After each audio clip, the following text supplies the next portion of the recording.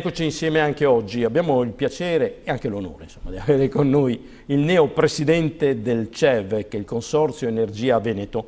Lui è Andrea Augusto Tasinato, assessore ai lavori pubblici del comune di Monselice e all'interno del consorzio in rappresentanza di questo ente locale.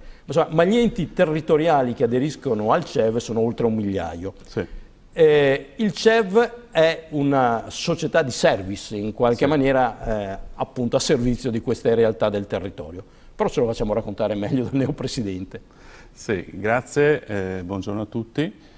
Il Consorzio Energia Veneto è un consorzio che raggruppa circa 1100 comuni distribuiti in tutta Italia e non vende nessun prodotto e si presta nell'attività di service a favore delle pubbliche amministrazioni qualora abbiano la necessità di operare su versanti che vanno dalla riqualificazione energetica dei corpi illuminanti riguardanti la pubblica illuminazione al risparmio energetico degli edifici, ma fa anche da service per coloro che hanno la necessità di espletare determinati bandi che sono particolarmente difficili perché la normativa che è di riferimento su questo settore è sempre più pressante, sempre più farraginosa, sempre più per certi aspetti anche ingarbugliata. Sempre in campo energetico o anche... No, in tutti i settori. I settori più ampi. In tutti i settori. Noi siamo specializzati soprattutto sul versante energetico, ma qualora la pubblica amministrazione abbia la necessità di fare anche una gara, non so, per quanto riguarda la realizzazione di una rotatoria e quant'altro, il servizio che offriamo, che in questo caso è una piattaforma, no? Diamo la possibilità ai comuni di essere da loro supporto nell'espletamento della gara. Che cosa significa? Significa che loro non pagano assolutamente niente perché sono servizi per i soci gratuiti e il service del nostro consorzio crea e predispone tutta la documentazione necessaria per l'espletamento della gara. Oggi come oggi i comuni, noi siamo 1100 distribuiti in tutta Italia, hanno e si trovano purtroppo ad assumersi delle responsabilità che per quanto riguarda l'aspetto legislativo e normativo sono sempre più delicate e non sempre hanno la capacità e la possibilità di avere i necessari approfondimenti in determinate tematiche. Cosa significa? Significa che a questo punto il CEV, avendo un personale qualificato e specializzato che fa solo quello dalla mattina alla sera, dà la possibilità a coloro che hanno la necessità di avere e di acquisire informazioni di essere a loro supporto. È stato chiaro, ma per togliere ogni dubbio, voi non siete un gruppo d'acquisto energetico, non fate massa critica per l'acquisto sul mercato dell'energia, perché di consorzi di energia ce ne sono molti che magari fanno anche questo tipo di lavoro e il nome potrebbe indurre in errore. Allora, noi individuiamo quali sono, sulla scorta di alcune informative che ci provengono dal basso, no? Quindi dai nostri soci, quali sono le necessità più impellenti. Può esserci la necessità dell'energia, ma può esserci la necessità di acquisire, per quanto riguarda la pubblica illuminazione, nell'individuazione di un soggetto che possa poi creare le condizioni perché il proprio comune abbia la possibilità di risparmiare il più possibile in termini energetici. Che cosa significa? Vuol dire che noi facciamo e predisponiamo un bando, fornite un servizio. È un bando, esatto, un bando nazionale, individuiamo sul mercato il miglior offerente e poi nel momento in cui viene definito e qualificato l'aggiudicatario, questo lo si mette a disposizione di tutti i soci. Cosa significa? Che se il comune ha la necessità di implementare quel suo desiderio e quindi quel suo servizio nella riqualificazione energetica, ad esempio, degli edifici, non serve che lui faccia nessun tipo di gara, basta che si agganci alla gara che ha già predisposto il consorzio, perché lo ha fatto a favore di tutti gli enti associati. Allora, Quindi noi non vendiamo prodotti. Noi, esatto, individuiamo chi è il miglior offerente nell'ambito di un determinato servizio e di una determinata necessità che ci proviene, diciamo, dalla sollecitazione dei nostri soci. Allora, CEV, abbiamo detto, sta per Consorzio Energia Veneto. Sì. È noto che, insomma, quando si parla di consorzi, il nord-est, in particolare questa regione, è spesso all'avanguardia. Sì. Al CEV aderiscono 1100 comuni di tutta Italia, ma viene da chiedersi, dalle altre parti non esistono analoghe esperienze? Non c'è un po' di concorrenza, intendo dire, che so, il CET, dico per caso, della Toscana piuttosto che quello della Puglia? Allora, la concorrenza nell'ambito... Concorrenza positiva in questo senso. Allora, noi siamo un consorzio di fatto che viene regolamentato sotto il profilo giuridico dalla normativa di diritto privato, però di fatto siamo un ente pubblico.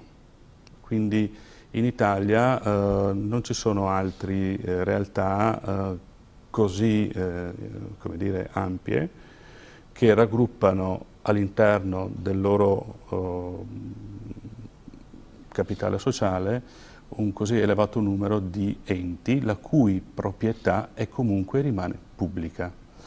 Quindi paradossalmente a questo punto dovreste cambiare nome in CEI, cioè Consorzio Energia Italia. Consorzio Energia o Consorzio Servizi Italia, ecco, questo sarebbe... abbiamo ritenuto necessario mantenere il nome Veneto perché è partito così. Sì, certo. Quindi poi ovviamente abbiamo un po' di realtà, abbiamo realtà ovviamente campane, ma la Basilicata, ma Sicilia, Sardegna, Lazio, Abruzzo, Molise, quindi voglio dire... Tutti comuni medio-piccoli o aderisce anche Milano piuttosto che Roma? No, prevalentemente sono comuni medio-piccoli, abbiamo qualche provincia e abbiamo delle case di riposo.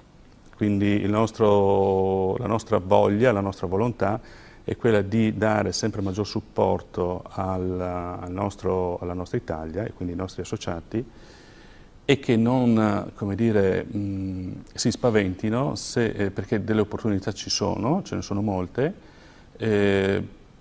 siamo e ci riteniamo insomma, qualificati per poter esprimere determinati livelli qualitativi di servizio, per cui insomma, basta che ci contattino e noi rispondiamo in tempo reale. Ho letto che tra gli obiettivi del neopresidente c'è l'ascolto della voce dei soci. Quali sono le esigenze emergenti? Allora, le esigenze emergenti sono quelle legate alla sburocratizzazione, cioè loro dicono, i nostri soci, siamo realtà medio-piccole, veniamo tutti i giorni bersagliati, pressati, angosciati da queste sempre nuove normative e oggi come oggi siamo sottoposti a 10.000 controlli a tutti i livelli. Quindi il funzionario ha, come dire, la paura di sbagliare e ha la paura ovviamente di incappare in qualche errore che dopo possa bloccare l'attività amministrativa. Quindi le esigenze sono proprio quelle di aiutateci a creare le condizioni affinché si possa insieme raggiungere l'obiettivo che è quello di migliorare lo status del nostro Paese. Secondo obiettivo di presidenza, opportunità Europa. Qua siamo anche un po' controcorrente rispetto al mainstream attuale. Sì, perché ci sono molti fondi europei che danno la possibilità alle nostre realtà, dei nostri enti locali, di potersi riqualificare anche dal punto di vista energetico. Mi spiego. Oggi come oggi c'è questa necessità di risparmiare e c'è da un lato la necessità anche di investire.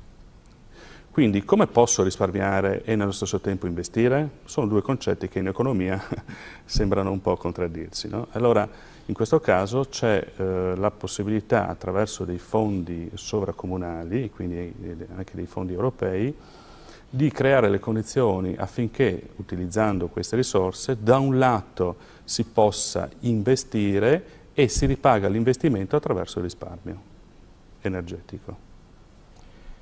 Per concludere,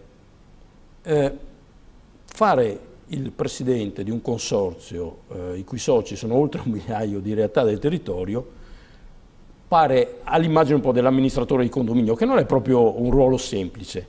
Però il motto con cui abbiamo anche titolato questa puntata è continuità. Quindi vuol dire che siete un po' un'oasi felice, cioè riuscite a mettere insieme oltre 1 migliaio di campanili con soddisfazione? Sì, diciamo che ho anche la fortuna di avere un consiglio di amministrazione che è composto da 7 membri, alcuni del Piemonte, Lombardia, Veneto, e che quindi mi aiutano a divulgare e a creare nuove opportunità per i nostri soci. Ovviamente stiamo facendo un grandissimo sforzo, assieme ai miei colleghi, di promozione di questo ente, perché c'è la necessità, in virtù anche dei nuovi servizi che si possono attivare, di coadiuvare le nostre realtà al raggiungimento degli obiettivi che ci siamo prefissati. Quindi, voglio dire, i soci sono tanti, le esperienze all'interno del Consiglio di amministrazione sono tante, diverse e molto qualificate, e tutti ci rendiamo disponibili, ovviamente, perché i nostri soci ci possano in qualche modo, insomma, essere di buon auspicio. Il consorzio è sano, nel senso che di solito quando si parlano, no, perché uno potrebbe dire ma è un carrozzone da 1100, no, il consorzio è sano, le unità operative all'interno del consorzio sono 9 e sono persone estremamente qualificate, bravissime, che danno risposta a più di 1000 comuni e che quindi alla fine del nostro anno esercizio economico riusciamo anche a capitalizzare qualche utile da mettere poi ovviamente a servizio dei nostri soci. Grazie. Lui è Andrea Augusto Tasinato, neopresidente, soddisfatto mi sembra, di CEV, che è il Consorzio Energia Veneto, cui aderiscono, abbiamo imparato, oltre 1 migliaio di realtà locali di tutta Italia. Buon lavoro. Grazie a voi. Grazie a voi, alla prossima.